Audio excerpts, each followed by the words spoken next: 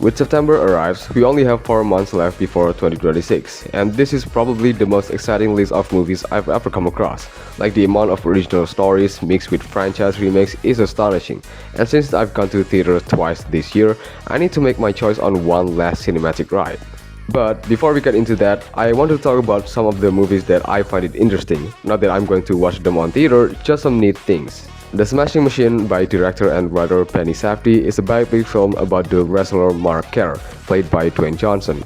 While the first trailer is super boring and didn't sell anything valuable, the second trailer, or more like the official trailer, projects so much emotion and really tells how much effort Dwayne "The Rock" Johnson put into his acting skills, despite him being the punching bag in Hollywood for being this generic action star. Look, he even cries here. Like, this is just sweet. Even though I don't plan on watching it this year, this is one unique film mainly because again, Dwayne Johnson unironically looks spectacular. Then we have a pretty ambiguous one titled Dust Bunny, which is about a guy and a girl going through this John Wick style adventure but with this Alice in Wonderland type ambience. Basically, the girl asks the guy to kill the monster under her bed, but turns out the monster is this henchman. It's quite trippy as you can guess from the trailer, but the movie is being promoted as this project made by the creator of Hannibal, also starring Matt Mikkelsen, so the potential for this seems high. Tron Heirs is as unsurprising as you might think since this is one of Disney's most greedy franchises ever. Jeff Bridges will return as well as the original writer from the last two Tron movies, so no doubt that this legacy will stick the landing. Bugonia is one where it is just full ambiguity and thriller in a blender. The premise is about these two idiots kidnapping a CEO because they believe she's an alien. The trailer shows how chaotic their beliefs and actions and consequences are, and it is a perfect archetype for a good ride movie.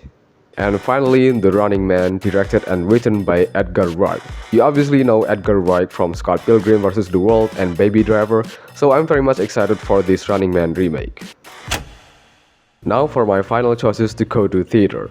The first one is Rental Family. Brendan Fraser making his redemption arc in an overall feel-good movie about family reconnection automatically sold me.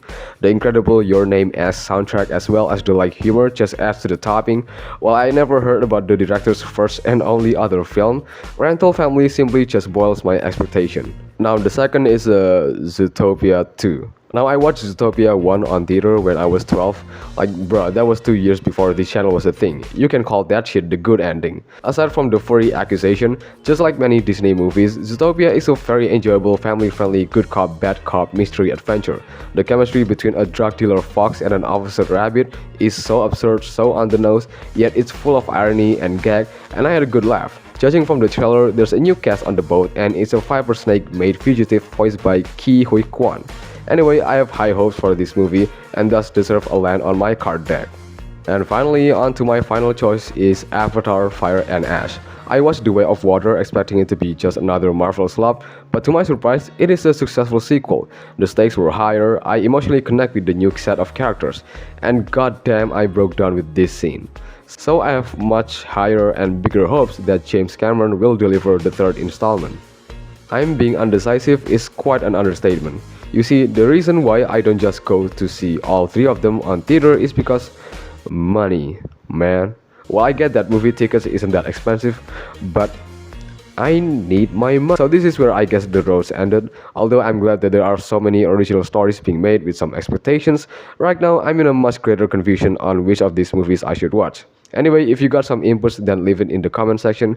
If you want to support the channel, then subscribing is greatly appreciated. And I'll see you later.